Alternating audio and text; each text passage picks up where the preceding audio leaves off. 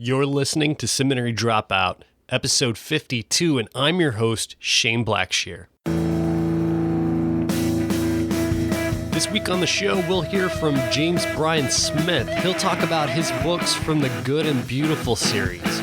All this and more on this week's episode of Seminary Dropout. Let's go.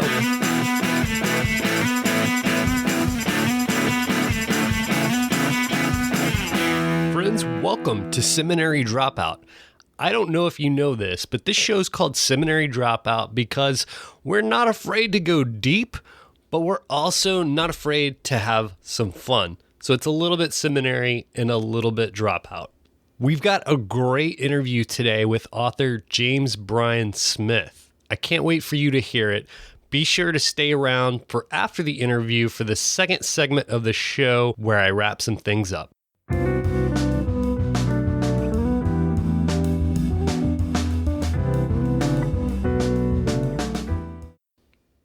Dallas Willard and Richard Foster are names you probably know.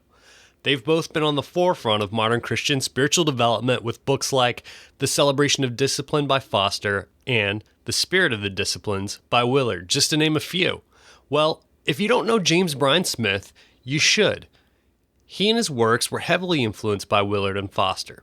He's written, among other things, a trilogy of books that are somewhat devotional in nature called The Good and Beautiful God, The Good and Beautiful Life, and The Good and Beautiful Community. James is also a professor of theology at Friends University in Wichita, Kansas, as well as the director of the Apprentice Institute.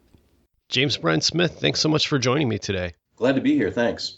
We're here to talk about your words, but if it's okay, I'd like to spend just a few moments talking about your friends, because some of the people that you've spent time with and have called friends have had major influences in my life. People like Rich Mullins and Brennan Manning, Dallas Willard, Richard Foster, just to name a few.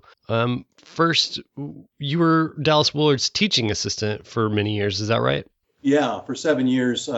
He taught a class for Fuller Seminary, and the class got really big, so he said, I need someone to help out, and I had the honor of having that role for 7 years, which was great. Dallas just passed away just this last year. What kind of man was he? He was genuinely the most Christ-like person I've ever met, without a doubt. I mean, and I can say that because I didn't just sit in a classroom with him. We traveled a lot together and did conferences together and just spent a lot of time outside just hanging out. And in his home and with his family. So he is the real deal. I mean, he's a man of genuine compassion, smartest man by far I've ever met. I mean, he was so brilliant. I could ask him anything. And one time we were checking into a hotel, and the woman that was at the front desk, she had an accent, and I detected it, and I said, "Where are you from?" And she goes, "I'm from Hungary."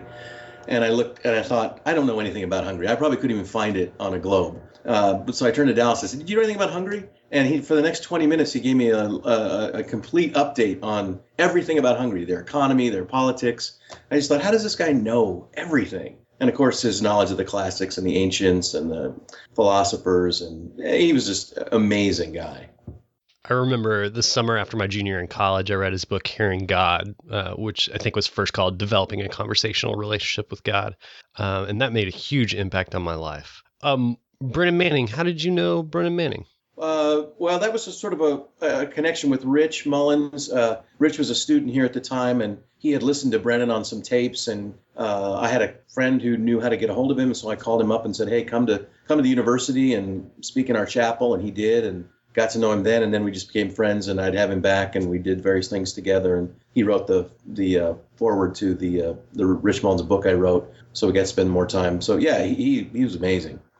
And Rich Mullins was a student there at Friends University. Yeah, he was. He came to Wichita to be mentored by his college buddy's dad, who was this deep Christian guy, and Rich needed to get centered. Nashville had kind of eaten at his soul, so he came to Wichita, and he had only been here about 6 months, and this guy died that he came out to be mentored by. So he thought, well, I'm here in Wichita, must be some reason. And he wanted to get a music education degree so he could teach music to Native American kids on the reservation. That was his dream. So he came to Friends, and I saw him on campus one day, and he didn't look anything like the album covers, which are kind of clean cut, you know. He's long hair. He looked like a homeless person.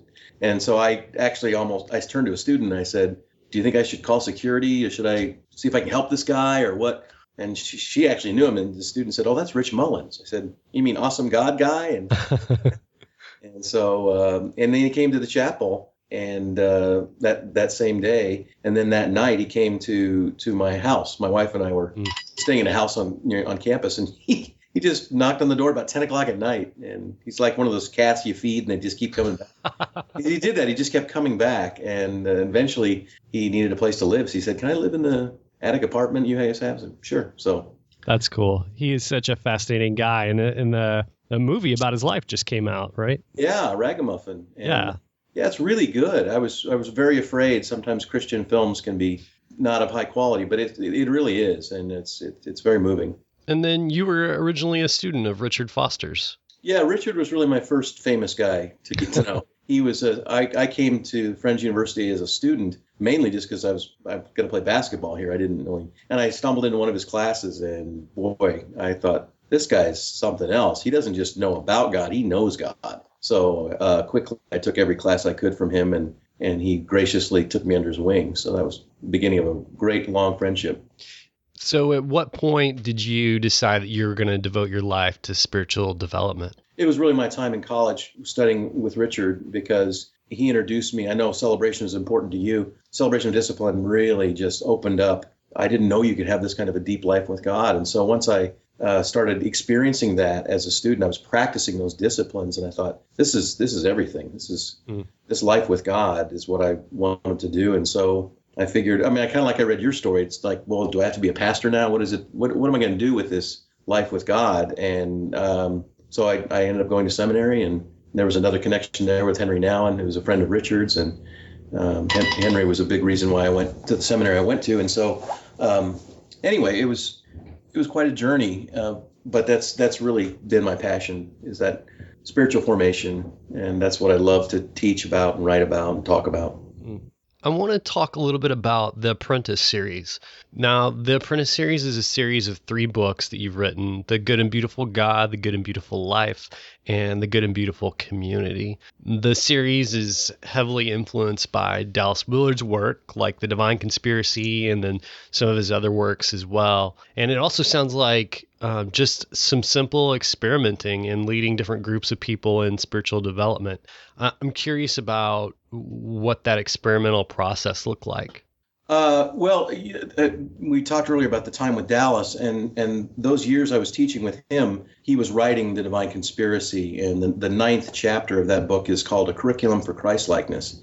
And he lays out a blueprint for what a kind of course you would take people through, and to live out all the stuff he teaches about life in the kingdom. And so I thought, wow, this is brilliant. And I said to Dallas, well, you need to actually write the curriculum. You gave us an outline, and he goes, oh, I'm a philosopher. I don't really write curriculum. He goes, but you do, Jim, so why don't you do it? So I took that challenge, and I started and failed, I think, 3 times. And then the 4th time, it all came together. I reread chapter 9 of The Divine Conspiracy for like the 10th time. And it was almost like, in a kaleidoscope just kind of comes just perfect. You can see it. And I saw the missing piece in that, and that was the role of narrative and formation that Dallas, he touches on, but he hadn't really expanded it. And when I saw that, that's when I went, oh, that's the key that I didn't see before. And so then I began actually creating the curriculum that became those 3 books with this idea of narrative as a driving theme.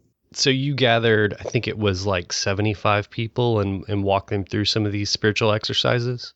Yeah, actually 100. I took 25 people 4 consecutive years, 25 different people, and I made them commit to 30 weeks of study and practice. And that was the key, Shane, because that's where I learned what really connects with people and what doesn't. How high do you set the bar? If people are just learning solitude, you don't want to make them go for 6 hours or something. But if you go 5 minutes, maybe that's not enough. So I was getting real-time feedback from people. And in fact, that's also where I ended up coming up with the very first soul training exercise in the series is sleep. And that's because as I was going through, I was hearing so much about people being exhausted, and I kept hearing it over and over. I started meddling a little bit in their lives and finding out people really we have a sleep problem in America. And So I thought, wow, and Dallas said I once was with him on a pastor's retreat, and he told them, he said, when you get up tomorrow morning, I don't want you to get out of bed until you can't sleep anymore. And these pastors, looked at each other like, what?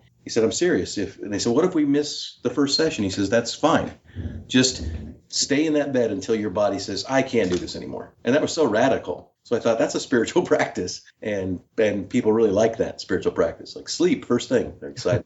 Well, I'm glad that you mentioned that, because that was one of the most interesting sections to me, because I thought, God could have created us to go nonstop 24/7 if he wanted us to.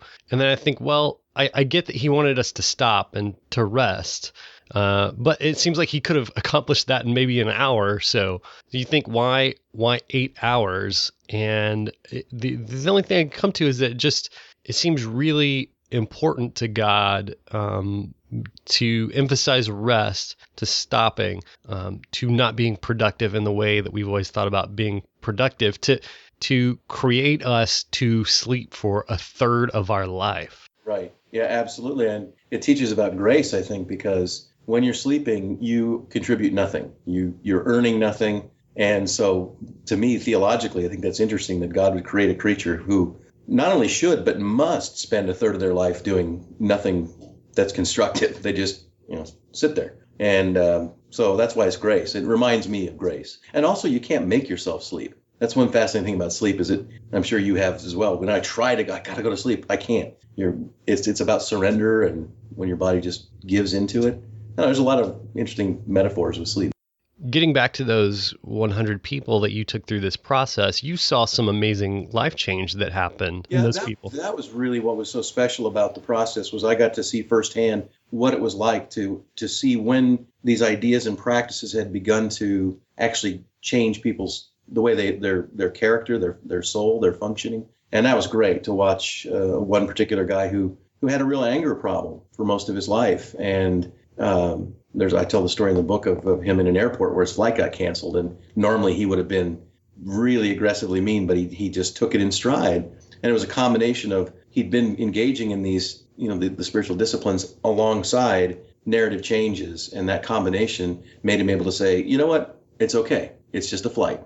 I'm going to get home eventually. And I live in the kingdom of God. Everything's fine. Those are things those narratives have to be in place. And with the practices of, he'd been slowing down and been creating margin, been getting sleep. He'd been doing all these things that allowed him to behave differently. And they were just great stories that I watched through the years. You devote the first portion of this series to helping people address some of the harmful narratives that they may have picked up along the way. Absolutely. That was the thing that Dallas was talking about in chapter 9 of Divine Conspiracy. He said, you must introduce people to the good and beautiful God. I mean, literally stole his sentence for the titles, because he goes on to say, if you have toxic views of God, practicing spiritual disciplines probably make you worse. So that was the thing that unlocked for me to say, let's go and examine the narratives people have about God, because narratives are just ideas put in story form. But that's how the human mind, we process in story. And so that's when I started paying attention to the things like, for example, 38% of American Christians believe that God is an angry judge. That was a study done at Baylor. And that's pretty significant. And so what I tried to do in the books is to say, here's a narrative that we have about God or ourselves or whatever. And then here's what Jesus taught, because Jesus is always going to be right. So, and one of the things I've enjoyed is, as I've heard feedback from people, is that they'll say, wow, and it wasn't until I read the book that I didn't even know I had that narrative. Like it was in there, but largely our narratives go unexamined. Somewhere along the line, we pick up ideas about God, and they sit in there, and they're there till we die, unless we challenge them. There's nothing in this book that you keep at arm's length. And part of that is dealing with your own harmful narratives about God. And you tell the kind of pretty heartbreaking story about how your own 2-year-old daughter passed away. And someone approached you afterwards and asked, was it your sin or your wife's sin that caused that to happen? Yeah, and that's one of those stark moments. When he asked that question, I was shocked by it at first, but then as I examined, I thought, I may not want to go there, but I do in my head have a rewarding, punishing God. Because if I do something really good, like, oh, I spent 3 hours in prayer today, how's he going to bless me for doing that? Or if I sinned a bunch, how's he going to get me? And so I realized I actually do have that. And then I have to say, what Jesus taught us about the Father is that consistent with that? And of course, Jesus had a couple of occasions to directly affirm or deny that narrative when he and his disciples came upon the man born blind. And they said, who sinned, Rabbi, this man or his parents? So that's an old narrative. And Jesus denied it. He said, neither this man or his parents. But his condition is such that God will be glorified. And he healed him. And we're still talking about that guy today. So clearly, these are ones that cycle around. But you have to put up against what does Jesus say? Because he, as the second member of the Trinity, knows the Father better than anyone. So that's what I really try to do, is just say, what does Jesus say about God, about the kingdom, about you, about anger, about whatever it is? I'm going to go with his teaching. So that's really what I try to do, is just set that up and say, but that's a dangerous, toxic narrative. That's probably the biggest one I think most people wrestle with is God is watching them and is ready to get them. It seems like you're telling us this to set it all up, and it seems like what Dallas Willard was saying in that story you told earlier was that, in a way, it does us no good to get to know the wrong God more. Does that make sense? I like that. Yeah, I've never heard it put that way. That's good. Yeah, exactly. It's you can't plow around it. If it's there, if you have these really destructive views about God, you've got to address them, and it's painful. And I've learned that the older that you are and the longer you've held those narratives, the more difficult it is to change. There was a guy in one of those early groups, and he was in his mid-50s, a college professor, really bright guy. I'll never forget, he just looked at me one day and he said, and this was after he'd been through the course and he was still working on stuff, and he said, Jim, I tell you, boy, those old narratives that I got young, I just have such a hard time getting them out, because those formative years when you hear somebody screaming from a pulpit about God's anger, and if you don't confess and get it right, you're going to burn in hell. Those make a deep impression. And then what I found is that what we tend to do is try to reinforce narratives. So I'll use a bad example, but let's say you're a racist or something, and you think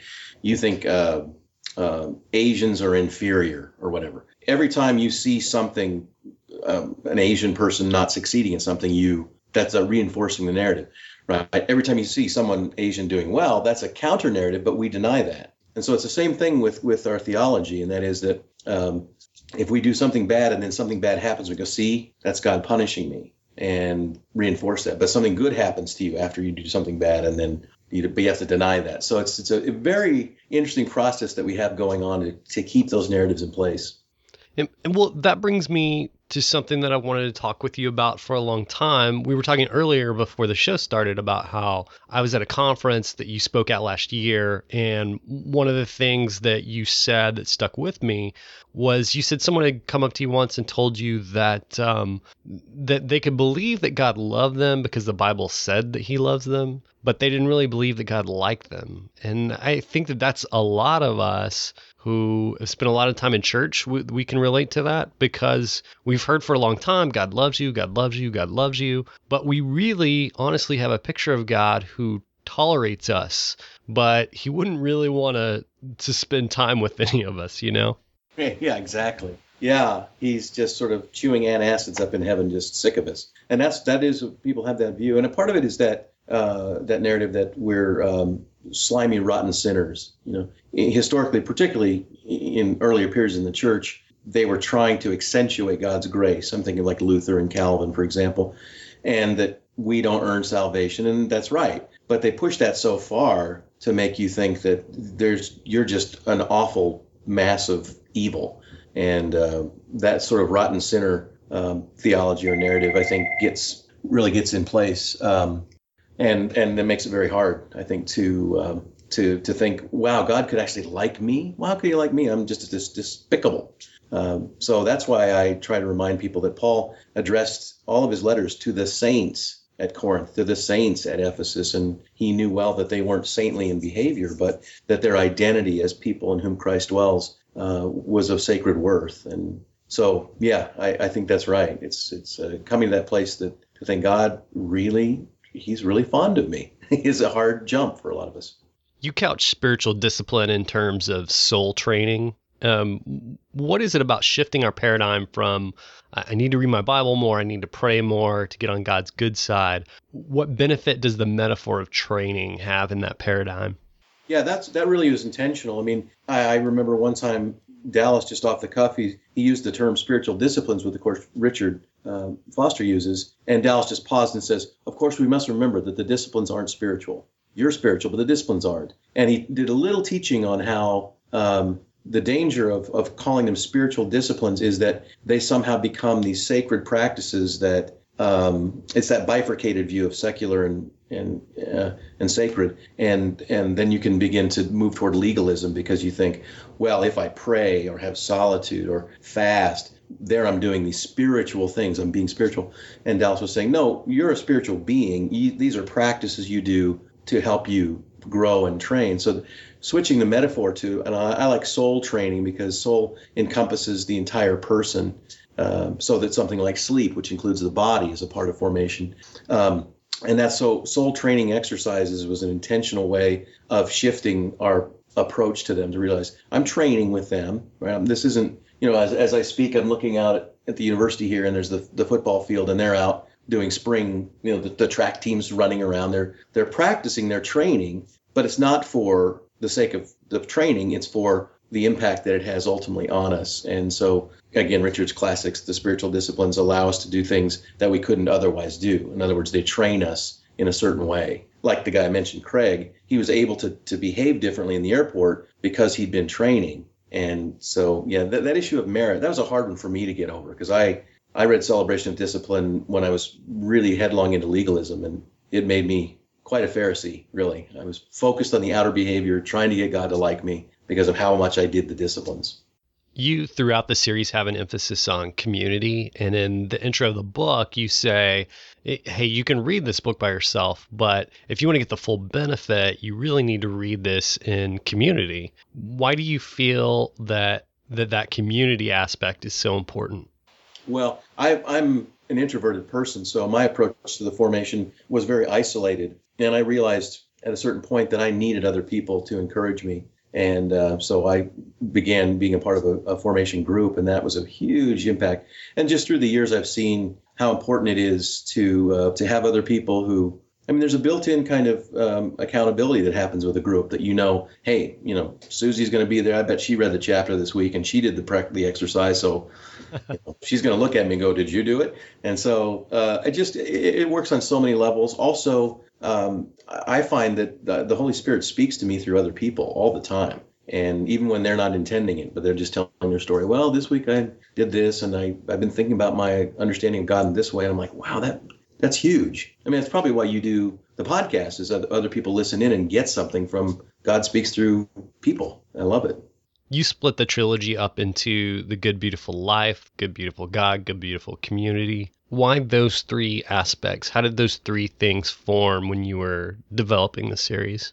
Well, it became really clear to me that the very first thing we have to deal with is our understanding of God. A.W. Tozer said the most important thing about a person is what they think about God. That's a big statement, the most important thing. But Tozer goes on to say that if you can determine what a person thinks about God, you'll determine their spiritual future, he says. And I think that's absolutely right. So I knew that the first thing we had to deal with was who do you think God is? And who's the God that Jesus revealed to us? So that's why you don't have to go in the order, but I encourage people to go in that order of addressing the good and beautiful God, thinking about your God narratives. And then the second, Good and Beautiful Life, is an extended look at the Sermon on the Mount, because it intentionally follows the Sermon on the Mount from the Beatitudes to the very end, life built on a rock. And that's where Jesus is teaching about what life in the kingdom is like and what kind of virtue we develop as we learn how to live without anger or worry or judgment or lust or lying. And so that's a look inward. One woman said to me, "Oh, the Good and Beautiful God it was like taking a warm bath. It felt good." And then I read the Good and Beautiful Life, and it was like kick me in the rear. It's like I suddenly had to deal with, oh gosh, I worry a lot, or I judge people a lot, or I get angry. So the second book's on character, and then the third book, Good and Beautiful Community, was a way of saying, when you become a changed person and you're with other people, how are we supposed to be peculiar or different in the world that we live in? So it's formation, but it's ultimately for a mission to be odd, and to forgive in a world where there's no forgiveness, to love where there's very little love, and that sort of thing. So that's the process of the 3 books. I want to transition and talk a little bit about the Apprentice Institute. So for those who don't know, what is the Apprentice Institute, and what do you do there? The Apprentice Institute we're housed here at Friends University. We're a part of the university, and we do several things. One is we have an undergraduate degree program that teaches these kind of stuff, the stuff that so I've written, and Richard and Dallas and other people that we've been talking about. So that's really been fun, because I get these 18 to 22-year-old, tomorrow's our great hope, and they get to spend 4 years just, stewing in this stuff and soaking it in, and it's really exciting to watch them. And then we have an adult program, a 2-year certificate program in formation, and I got some great teachers. I work with Scott McKnight and Shane Claiborne and other great teachers, and that's been exciting to get that off the ground. And then we do a lot of ministry things. So we take invitations and go speak at churches and conferences and try to kind of keep telling our story, which is really fun. When a student goes to your program at the Apprentice Institute, what are they most often preparing for? Are they going to be pastors? Yeah, I mean, some of them are going to be pastors. Actually, 2/3 of our undergraduates are their second majors in Christian spiritual formation. So their first major, they may be education or business or whatever. We have some who are in zoo science, but they want to develop a life with God. They want to develop their own character. They want to make a difference in the world, so they're drawn to it. And that's really exciting, because along the way we get to talk about, now, what difference is it going to make when you are a teacher in that 4th grade classroom, dealing with parents, dealing with administrators, because you're a disciple of Jesus, you're his apprentice. And that's I love that part, because we can talk about, hey, you're going to be a different kind of teacher because you're an apprentice of Jesus, so you're going to handle things differently, and that's really fun to watch. And we have some graduates that are out in the world doing stuff, and I stay connected with them, and it's exciting to see the difference that these 4 years can make. With the adults, it's a mixture of lay people and pastors as well. Well, and what a great message to send, that spiritual discipline isn't for the pastors or the quote unquote professional Christians, so to speak, but for all Jesus followers. Right. Yeah. And that's exciting to see them go into the workplace, and they bring a different heart, a different character, different eyes. I've had such a great time talking with you, Jim. I'm going to have links to everything that you mentioned, all the books, the Apprentice Institute, up on the show notes. People can find that at shaneblackshear.com/James Bryan Smith. Is there anything else that you want to leave with us today, Jim? Well, I just encourage you to, really consider the greatest invitation the world's ever been given. That is to be an apprentice of Jesus, to be one who wakes up each day and says, the Lord is with me, and in everything I face today, and that's what keeps me going. Well said, Jim. Thanks so much for these books. They're such a wonderful gift to the church, and it's been a lot of fun talking with you today. Thanks, Shane. It's been fun.